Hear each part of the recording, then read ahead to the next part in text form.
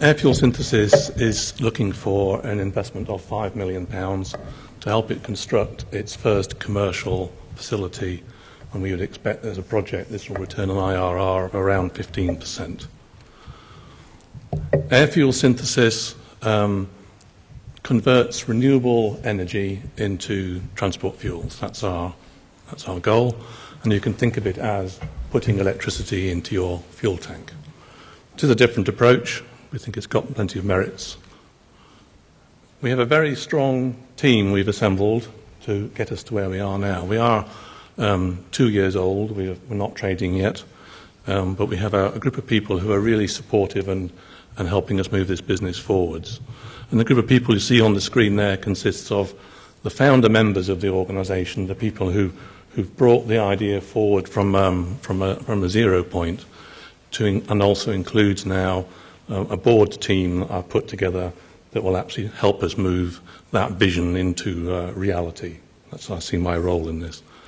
So the key people I'd point out on there are myself, Peter Harrison, and I've got a background in I'm a civil engineer, background in the offshore sector and the chemical sector, and for the last 10 or 15 years I've been working as a consultant and on developing projects like this. And we have David Still, who's a CBE, developed his experience in the offshore sector, being the first offshore wind farm. So when you hear more about our business, you'll see that his skills and knowledge play an invaluable role in helping us put projects together. And at the bottom left, one of the founder members is Professor Tony Marmont, whose idea this was way back in the first place of how do you make better use of renewable energy. So what sort of markets are we talking about? Well, we're looking at things to do with high volume energy storage and balancing renewable energies, specialist uses for renewable methanol and petrols, for example, integration with thermal and bioenergy projects, improving efficiencies and converting CO2s into petrols, and as a synthetic replacement for fossil fuels. At least that's our goal. Now, when we look at how scalable is this as a business opportunity, we end up getting concerned about oil price and what the break-even point is and how we're going to move forward. And I wouldn't want to claim that we are competitive with oil at the moment by any means, but we do see niche opportunities for us as a business to help generate a cash flow. So our scalability strategy is to start working in niche markets, move more into energy storage and energy balancing, and then move towards general transport fuels as our economics come down and the oil price comes up. And our goal is to move from our demonstration unit, which we've invested just over £500,000 in up on Teesside, to becoming a refinery-based exercise producing these renewable fuels.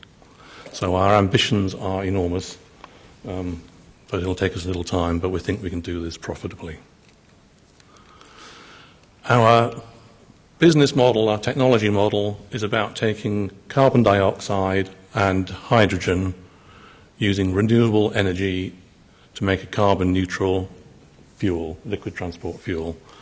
It's one that could be stored as a sort of complementary to hydrogen storage, but perhaps with a slightly easier storability factor to it, but one which as a process sits very well in countries that are developing very large renewable energy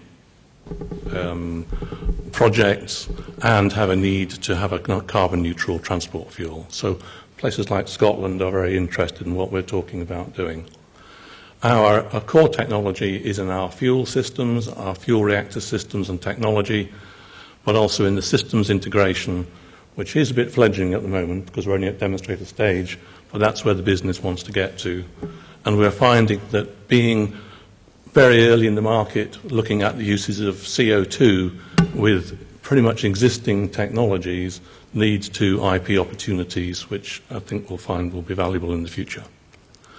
So we've proven the point that we can make methanol and petrol from CO2 and hydrogen. Some people find that obvious, and I'm surprised how many people find that surprising.